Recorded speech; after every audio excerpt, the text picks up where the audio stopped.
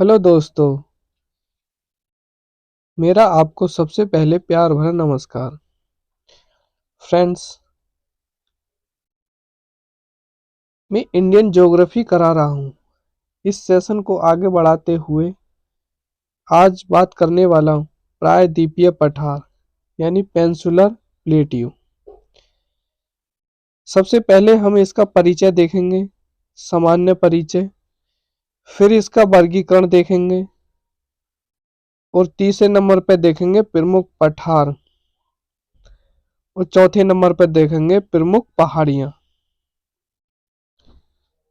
आगे बढ़ते हैं।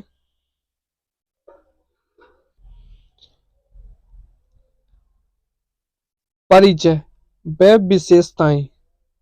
Introduction and features. प्रायद्वीप यानी पेंसुलर। प्रायद्वीप क्या होता है? तीन भागों से जल से घिरा भूभाग क्या कहलाता है? पेंसुलर कहलाता है। विश्व का सबसे बड़ा प्रायद्वीप कौन सा है? अरब प्रायद्वीप। आगे बढ़ते हैं। मैं बात करता हूं भारतीय प्रायद्वीप की। इसका आकार त्रिकोण आकृति है, ट्रेंगल शेप। कितने क्षेत्रफल में फैला है? 16 लाख वर्ग किलोमीटर। भारत का सबसे बड़ा भौगोलिक प्रदेश कहलाता है। औसत ऊंचाई कितनी है? 600 से 900 मीटर के बीच। ढलान कितना है इसका? उत्तरी भाग में उत्तर से पूर्व की ओर है और दक्षिण भाग में पश्चिम से पूरब की ओर है। नर्मदा नदी 22 डिग्री उत्तरी अक्षांश द्वारा विभाजन होता है। इसमें मध्य उच्च भूमि और दक्कन का पठार भी शामिल होता है।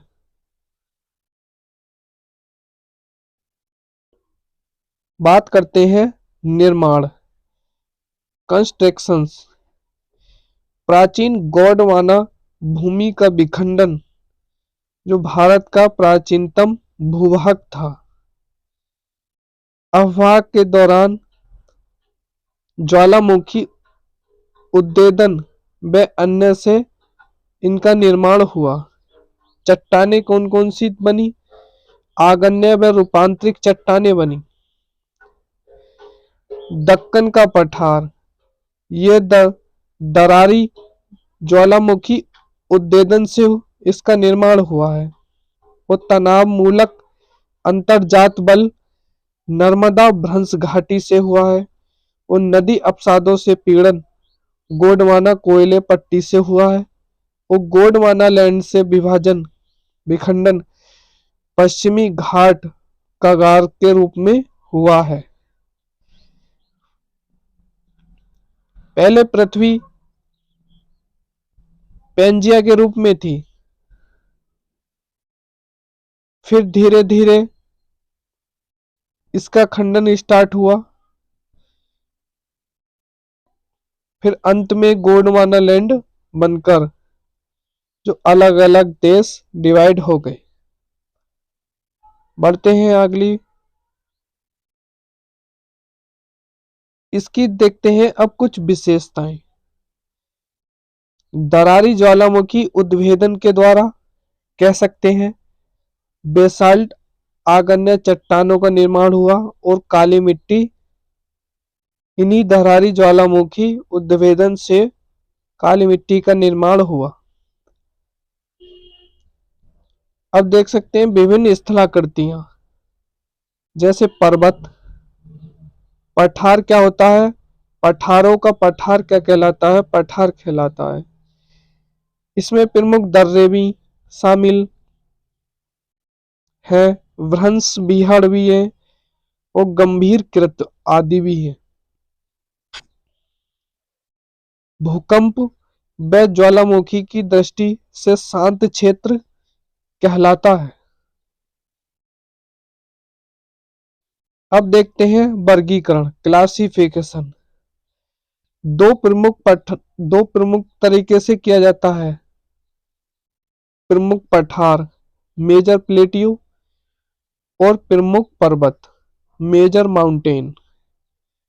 प्रमुख पठार में पड़ेंगे दक्कन का पठार, रायलसीमा पठार, मालवा पठार, बुंदेलखंड पठार, बघेलखंड पठार, छोटा नागपुर पठार, हजारीबाग पठार, दंडकार पठार, और मेघालय पठार, और रीवा पन्ना पठार।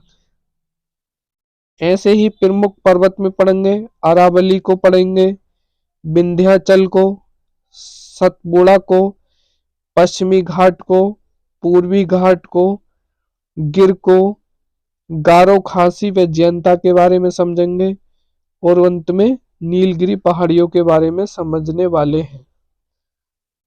बढ़ते हैं आगे। प्रायद्वीपीय पठार, ये होते हैं मुख्य पठार। इन्हें 3 भागों में डिवाइड किया जाता है, मध्य उच्च भूमि में, काठियावाड़ पठार में, और दक्कन पठार में। मध्य पठार और पूर्वी पठार किसके अंतर्गत आता है? मध्य उच्च भूमि के अंतर्गत आता है।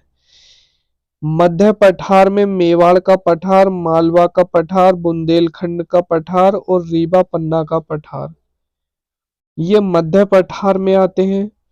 और पूर्वी पठार में छोटा नागपुर का पठार, मेघालय का पठार, दंडकारण्य का पठार, और बघेलखंड का पठार, ये आते हैं पूर्वी पठार के अंतर्गत।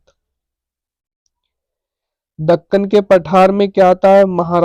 कर्नाटक का पठार, महाराष्ट्र का पठार, तेलंगाना का पठार, और रायलसीमा का पठार। आगे बढ़ते हैं। इस मैप द्वारा समझते हैं पठारों की लोकेशन को। बघेलखंड का पठार की पोजीशन भारत के मध्य में है, बुंदेलखंड की भी मध्य में है, और मालवा के पठार की भी मध्य में ही है। बात करते हैं वेस्टर्न घाट। वेस्टर्न घाट में दक्कन का पठार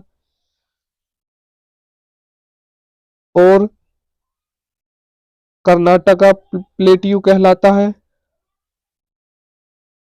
और ईस्टर्न घाट में ऐसे ही छोटा नागपुर का पठार, शिलोंग का पठार, तेलंगाना का पठार आदि पठार है।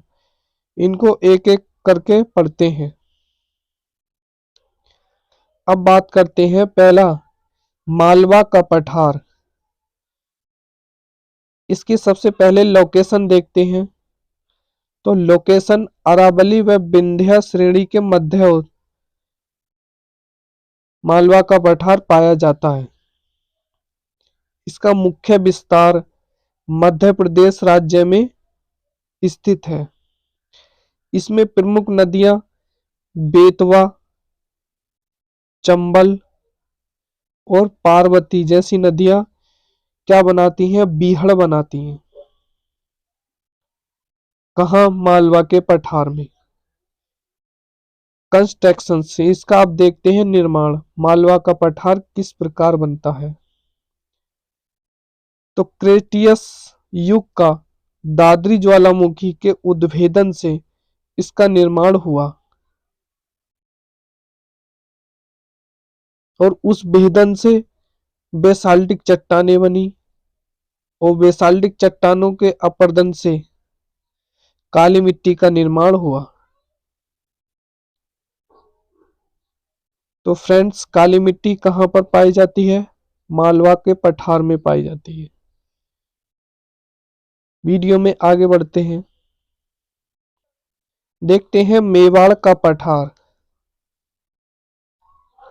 इसको इसकी लोकेशन राजस्थान व मध्य प्रदेश में मुख्य रूप से देखा जाता है, मेवाड़ के पठार को। इसमें अरावली व मालवा के पठार के मध्य स्थित है मेवाड़ का पठार। इसमें नदियां बनास, जो चंबल की सहायक नदी है, यह मुख्यतः रूप से बहती है। बुंदेलखंड का पठार, इसकी लोकेशन देखते हैं फ्रेंड्स। मध्य प्रदेश व उत्तर प्रदेश में स्थित प्राचीनतम पठार प्री कैम्ब्रियन युग की है। विंध्याचल व ग्वालियर पठार के मध्य ये बुंदेलखंड का पठार पाया जाता है। इसमें नदियां बेतवा, केन और सिंध आदि नदियां मुख्यतः रूप से बहती हैं। प्राचीनतम आर्कियन चट्टानों में नीस तथा ग्रेनाइट के अपरदन से लाल मिट्टी का निर्माण हुआ। क्वेश्चन ये आता है, लाल मिट्टी का निर्माण किस तत्व से हुआ? तो नीस एवं ग्रेनाइट से हुआ। देखते हैं छोटा नागपुर का पठार, इसकी लोकेशन देखते हैं। मुख्य रूप से झारखंड, बिहार, पश्चिमी बंगाल, उड़ीसा जैसे राज्यों में इसकी लोकेशन देखी जा सकती है और झारखंड में भी। खनिज समृद्ध छोटे नागपुर पठार में लोहे अयस्क के रूप में और कोयला की खाने रानीगंज व धनबाद कहाँ स्थित है? ये छोटे नागपुर पठार में ही स्थित है। लोहा अयस्क और कोयला और मैग्नीज जैसे तत्व यहाँ पे बहुतायत मात्रा में मिलते हैं। और भारत का रूर किसे कहा जाता है? छोटे नागपुर पठार को ही कहा जाता है। इसमें प्रमुख रूप से नदियां ब्रह्मपुत्र और स्वर्णरेखा है, दामोदर नदी और स्वर्णरेखा है। दामोदर नदी में भ्रंश घाटी, दामोदर महानदी कोयला की पट्टी बनाती है और स्वर्णरेखा में हुंड्रू जलप्रपात देखा जा सकता है मुख्य रूप से। इसमें चट्टानें ग्रेनाइट, नीस आदि के रूप में देखी जा सकती हैं। जमशेदपुर भारत की स्टील सिटी के नाम से जाना जाता है और भारत का पिट्सबर्ग के नाम से भी जाना जाता है। यहाँ पर जैन तीर्थ स्थल पार्श्वनाथ का ही मंदिर देखा जा सकता है। बात करता हूं मेघालय का पठार, राजमहल पहाड़ियां। यहाँ पे नोक्रेक पहाड़ी है जो गारो खासी का ही हिस्सा है। मानसीराम, चेरापूंजी और शिलांग जैसी 3 पहाड़ियां हैं, ये खासी पहाड़ियों के अंतर्गत आती हैं। ऐसे ही जयंतिया है और जयंतिया के आगे बनता है काली एलोंग पठार। दोस्तों, मेघालय का पठार 35,000 वर्ग किलोमीटर यानी कि 600 से 800 मीटर की ऊंचाई तक देखा जाता है। और मानसीराम में ही साल के 12 महीने वर्षा होती रहती है। विश्व का सबसे आर्द्रता वाला क्षेत्र मानसीराम ही कहलाता है। और मेघालय अपने भारत का पूर्वी हिस्सा है। 7 सिस्टर में जाना जाता है मेघालय को। बात करते हैं काठियावाड़ का पठार। काठियावाड़ का पठार की लोकेशन गुजरात के दक्षिण पश्चिम में है। यहाँ पे काली मिट्टी पाई जाती है। और काठियावाड़ के पठार में ही गिर पहाड़ी मिलती है देखने को। और गिर पहाड़ी में मुख्यतः रूप से एशियाई शेरों से जाना जाता है। बात करते हैं दंडकाय का पठार। इसकी लोकेशन छत्तीसगढ़, उड़ीसा व आंध्र प्रदेश में भी देखा जाता है।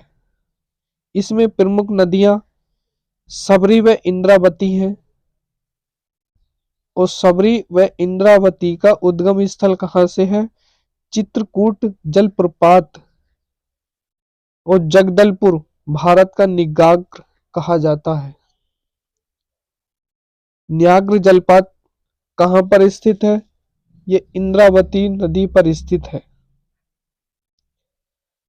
उद्भाव, सब डिविजन्स, बिस्तर का पठार तथा कालाहांडी के पठार। बस्तर का पठार नक्सल प्रभावी टीन से संबंधित है। और कालाहांडी का पठार मुख्य रूप से भुखमरी से संबंधित है। लोहा अयस्क का उत्पादन काफी अच्छा होता है। और बेलाडीला क्षेत्र में लोहा अयस्क का उत्पादन किया जाता है। दक्कन के बारे में देख सकते हैं आप। ताप्ती नदी के दक्षिण में त्रिभुजाकार पठार है। इसका विस्तार महाराष्ट्र के अधिकांश भाग, मध्य प्रदेश, छत्तीसगढ़, उड़ीसा, पश्चिमी आंध्र प्रदेश, कर्नाटक और तमिलनाडु जैसे राज्यों में भी देखा जाता है। कंस्ट्रक्शन यानी कि निर्माण क्रेटियस युग से है। क्रेटियस युग से एसोसियन तक का दरारी ज्वालामुखी उद्भेदन के द्वारा इसका निर्माण हुआ है, जिससे बेसाल्टिक चट्टानें बनी। और बेसाल्टिक चट्टानों से ही काली मिट्टी का निर्माण हो गया। और काली मिट्टी कपास के लिए काफी अच्छी जानी जाती है। इसका वर्गीकरण किया जाता है महाराष्ट्र पठार या दक्कन ट्रेप द्वारा, कर्नाटक पठार, तेलंगाना पठार और रायलसीमा पठार। इन 4 भागों में दक्कन के पठार को डिवाइड किया जाता है। महाराष्ट्र पठार या दक्कन ट्रिप, इसका विस्तार देखा जाता है महाराष्ट्र राज्य में। इसमें बेसाल्ट चट्टानें से काली मिट्टी का निर्माण हुआ। और काली मिट्टी कपास की खेती के लिए अच्छी लाभकारी है। दक्कन ट्रिप्स लावा परतदार निक्षेपण से इसका निर्माण हुआ है। नदियां मुख्य रूप से गोदावरी बहती है। उपभाग सब डिवीजन देख सकते हैं। अजंता पहाड़ी, सतमाला पहाड़ी और बालाघाट व हरिश्चंद्र पहाड़ी, महादेशव उच्च भूमि जैसी पहाड़ियां यहाँ पर पाई जाती हैं। कर्नाटक का पठार, इसकी लोकेशन देखते हैं। दक्कन के पठार का कर्नाटक में स्थित भाग कहलाता है।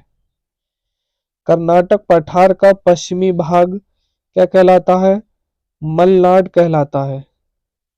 इसमें मुख्यतः रूप से नदियां कृष्णा, तुंगभद्रा, कावेरी, सारावती और सारावती पे ही जोग जलप्रपात या गरसोप्पा जलप्रपात है। बाराही नदी और बाराही नदी में कुचिकल जलप्रपात भी स्थित है। जैसी प्रमुख नदियां कर्नाटक पठार में पाई जाती हैं। बात करते हैं चोटियों की, पीक्स। मुलानगिरी इसकी चोटी है जो सर्वोच्च है। और कुद्रेमुख जैसी पहाड़ी है जिसे बाबा बुदन की पहाड़ियों से भी जाना जाता है। और इसमें लोहा अयस्क काफी मात्रा में होता है। और इसका निर्यात जो होता है वो जापान को निर्यात किया जाता है। देख सकते हैं अब सब डिवीजन। बेंगलोर एवं मैसूर का पठार में पाया जाता है। इसका डिवाइडेशन। अब देखते हैं आंध्र प्रदेश का पठार। आंध्र प्रदेश के पठार को दो भागों में डिवाइड किया जाता है, तेलंगाना पठार में और रायलसीमा पठार में। और बीच में डिवाइड का काम, सबडिविजन का काम कौन कर रही है? कृष्ण नदी कर रही है। तेलंगाना का पठार अधिक उपजाऊ है, जबकि बेलिकोंडा, पालकोंडा, नल्लामलाई में ये इसकी उपजाऊ यानी कि मिट्टी जो है कम उपजाऊ है। फ्रेंड्स, आज की वीडियो इतनी ही रहेगी। इससे अगली वीडियो जल्द ही लेकर आऊंगा। फ्रेंड दोस्तों, आपसे गुजारिश है, वीडियो अच्छी लगी हो तो लाइक एंड सब्सक्राइब अवश्य करें और चैनल को शेयर करें।